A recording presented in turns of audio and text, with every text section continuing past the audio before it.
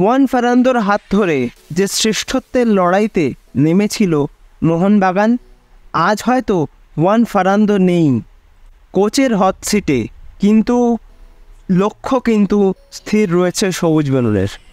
আবারও কিন্তু তারা ঘরের মাঠে নিজেদের শ্রেষ্ঠ প্রমাণ করেই সিজনটা শেষ করতে চাইবে। চলতি মরশুমে আমরা যেমন অনেক ভালো সময় দেখেছি মোহনবাগানের, ঠিক তেমনই কিন্তু কিছু খারাপ সময়ও আমরা দেখেছি মোহনবাগানের।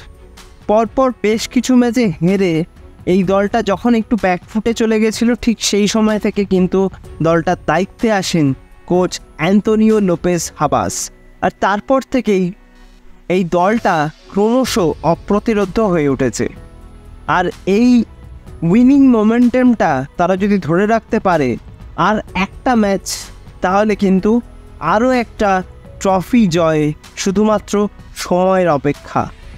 আর আমার যেটা মনে হয়, সবুজ বেলুনের এত ভালো একটা পারফরমেন্সের পেছনে প্লেয়ারদের, কোচেদের অবদান যতটা, তার থেকে কিন্তু সমর্থকদের অবদানটাও কিছু কম নয়। তাদের যে এই ধরনের সমর্থন ঘরের মাঠে, প্রত্যেকটা ম্যাচে মোহনবাগান যে সমর্থন পেয়েছে, সেটাই কিন্তু বাড়তি তাগিদ দিয়েছে মোহনবাগানের প্রত্যেকটা খেলোয়াড়কে নিজেদের সেরা পারফরমেন্সটা তুলে ধরার জন্য। আর আগামীকাল আইএসএল ফাইনালকে কেন্দ্র করে কলকাতা শহর হয়তো আবারও দেখবে ফুটবলের জন্য এ শহরের মানুষের উন্মাদনা।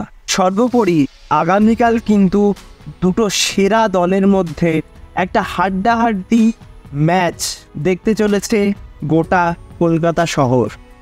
তো আগামীকালের ম্যাচ নিয়ে তোমরা কি ভাবছো অবশ্যই কিন্তু আমাকে কমেন্টে জানিও। তোমাদের কি মতামত সেটা অবশ্যই কিন্তু আমাকে জানাবে। আর আগামীকালের ম্যাচের টিম নিয়ে যদি কথা বলি, আমার মনে হয় না কোচ অ্যান্তোনিও লোপেজ হাবাস কোনো চেঞ্জেস করবেন এই টিমে।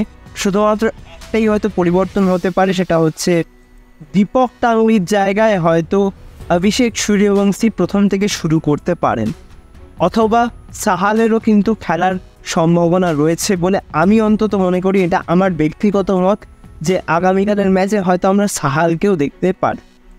এছাড়া গোটা টিমটাই মনে হয় একই থাকবে। তবে তোমাদের জানিয়ে রাখি, একটা খবর পাওয়া যাচ্ছে মনবীর সিংয়ের নাকি একটা চোট রয়েছে। তিনি আগামী ম্যাচে অর্থাৎ কালকের ম্যাচে মেগা ফাইনালে খেলতে পারবেন কিনা তাই নিয়ে কিন্তু সংশয় তৈরি হয়েছে। কিন্তু আমার যেটা মনে হয় যে মনবীর সিংয়ের মতন প্লেয়ার ফাইনাল ম্যাচে কিন্তু 100% খেলার চেষ্টা করবেন। ভীষণ ইম্পর্ট্যান্ট একজন প্লেয়ার মনবীর এই দলটার জন্য। তো মনবীর সিংয়ের মাঠে থাকাটা কিন্তু অত্যন্ত জরুরি। আমার অন্তত মনে হয় যে মনবীর কিন্তু এই ম্যাচটা কোনোভাবেই মিস করতে চাইবেন না। তো দেখা যাক কি আপডেট ভবিষ্যতে বেরিয়ে আসে। তো এটুকুই আজকে তোমাদের ভিডিওতে বলার ছিল।